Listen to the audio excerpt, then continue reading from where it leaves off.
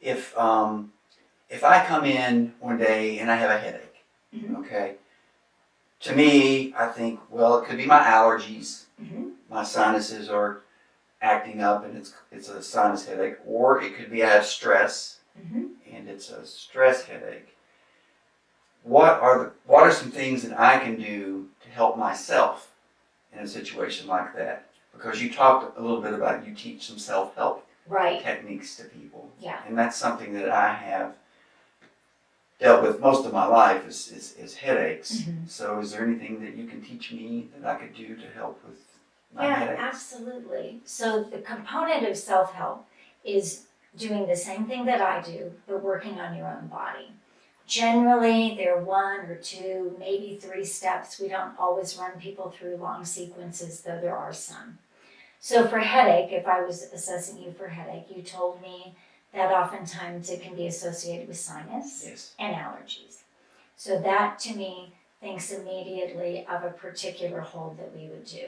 There's an energy, we call it stomach function energy. It goes through the sinuses. And so one of my favorite things to give people, especially when it's related to allergies, is to take one hand and hold your cheekbone.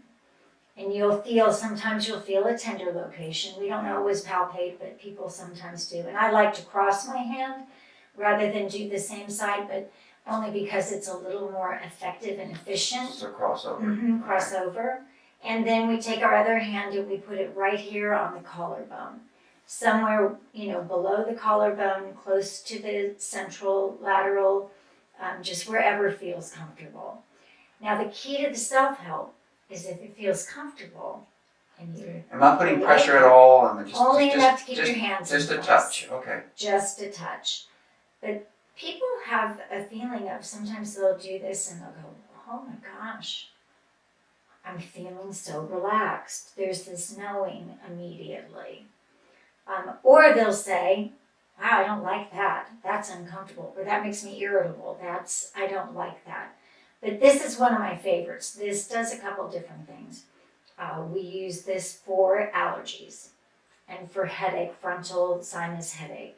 Is there a time? A length of time that you say? I like to say you can do 2 or 3 minutes at a time. Okay. You can can do also both sides? Generally, we tend to do the side where you're experiencing the discomfort, unless I know that that energy crosses over to the other side, so I might have you here to work on, like if your headache was more that your eyes were hurting, I would have you putting your hand at the occipital on the opposite side, because there's that opposition, right, for the occipital to the eye. And then the next hand I might have you try here, and then move it here, and move it here, and see, because liver function energy goes right through the eyes. Right. And you might have told me something like, my stomach's also been upset. Well, then I'm over here. Or you might have said, I had kind of a lot to drink the other night. Well, that would be affecting your liver energy, so I might put you on this one. And then I always tell people, take a few minutes on each step, see how it feels, and if you like it, stick with it. And then that's when I'm thinking 15, 20 minutes. But it isn't 15, 20 minutes with a meditation, on, or you can watch TV, you could watch the ball game. Right. It's anywhere, any place. So now this you probably wouldn't do in public. But if you were in public and your head started to hurt, you might do this. This is another way you can approach it, holding your thumb. Sometimes when in acupressure, which does use pressure, they have you put pressure here between your thumb and index finger.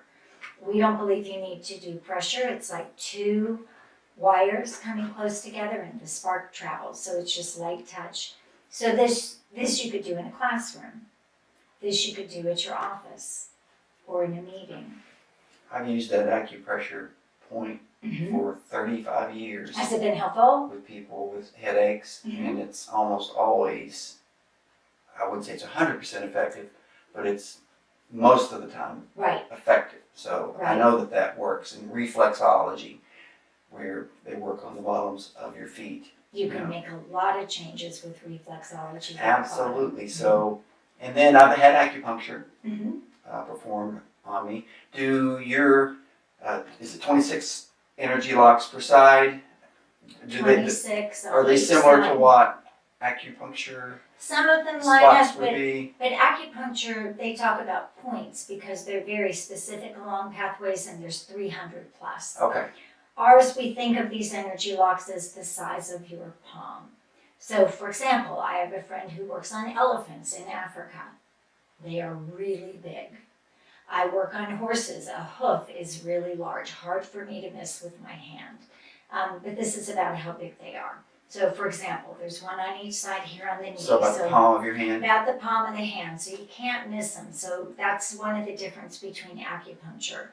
And then in working with acupuncturists, an acupuncturist friend of mine says that she feels like Jin Shin Jyutsu is different in terms of the effect you get. Acupuncture, and this isn't 100% true, is more on the physicality. Jin Shin Jyutsu goes into what we call the deep channels, which go more into the mental, emotional aspect. So it's great for trauma. But acupuncture is too. These things do cross over. I like Jin Shin Jyutsu because people can keep their clothes on. You can do it situationally. Like my daughter, one time we were at her soccer game, and one of her members of her team jumped up and landed on the goalie, and you could hear this crunch in her ankle. So she's tough as nails. She didn't want to leave, so she went to the side of the field. That's what soccer girls are, right? So what I did was I talked to her, got her a blanket, and I put one hand here at this groin muscle area, and then which can help with bone. And then I put the other hand on her ankle. So she had ice on her ankle. I just put my hand on top of it, and it felt like fireworks. And so I did that until it finally started to calm down. And then I started to feel this rhythm, this rhythmic pulsation. And she had done this before. It put her out for 6 weeks. And we were at the state finals. So we wanted to win, and we needed her. So she ended up going to the emergency room the next day because there was no point, swelling's big. They went. Turned out it wasn't broken. She had had some ligament involvement, but it was completely different than the last time she had done it because she had had this. She went so that was on a Friday. On Monday, we went back to the game. She played. So it was not 100%. But she was tough, but it was enough that she could play a really good game. And when she finished, she came running up into the stands, and she just said she knew that Jin Shin Jyutsu was the difference because she had had the same injury before. Right.